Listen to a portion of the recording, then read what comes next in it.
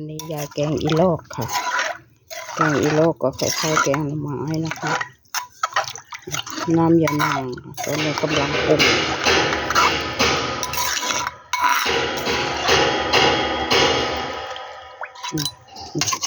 อีลอกอันนั้นหนังค่ะโอ้ยเนาะหม้อก็เอียงแท้ๆนี่หน้าตาจะเป็นยังไงอีลอก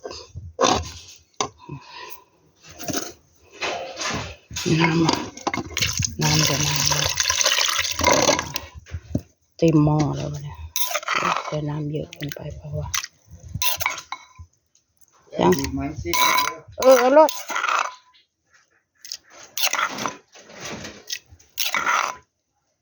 นี่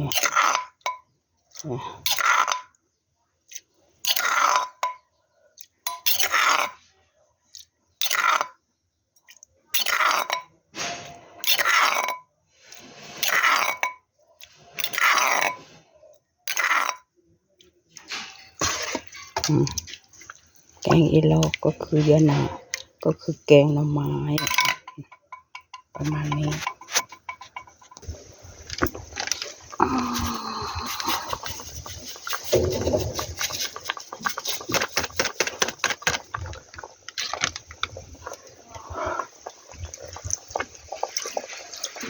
เลี่ยนเค็มกลัวมันเค็ม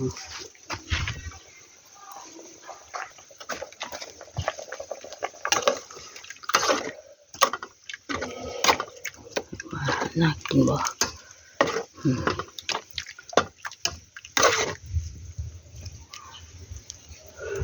ปิดไว้ก่อนนำไฟใช้ติดไฟใส่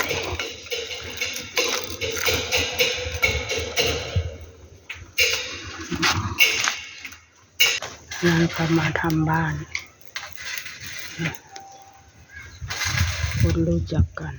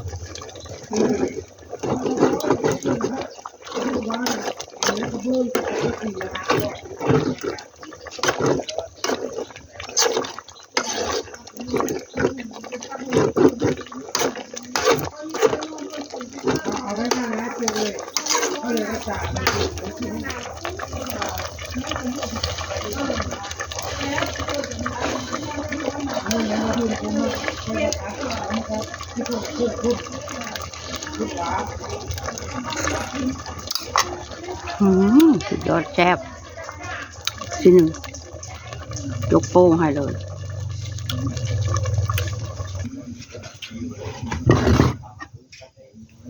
เสร็จแล้วเรียบร้อย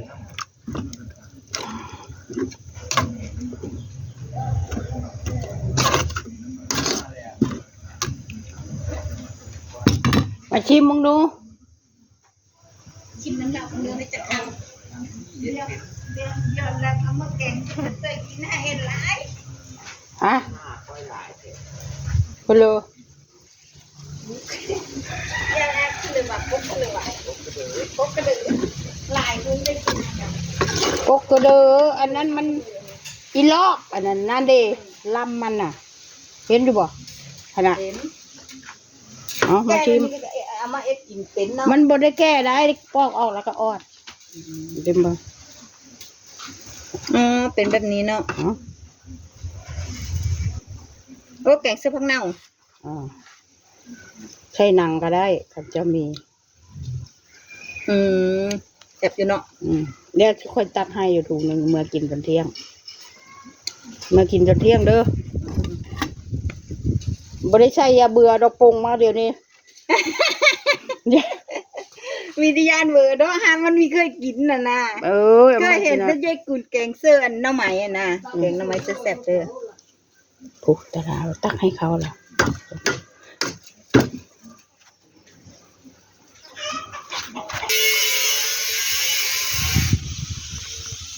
บรรยากาศค่ะเนี่ยบรรยากาศบ้านกกอกนั่นภูพระแอกค่ะนี่ภูพระแอกบ้านนะคะจะเอานั่นไปทำโอเคครับประมาณนี้เนาะเป็นบ้านแม่บุญรอด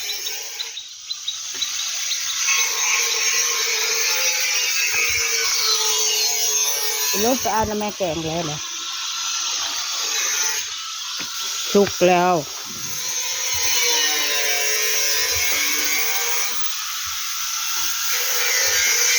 โอ้มาเปื่อยกำลังออกเหล็กอยู่ครับ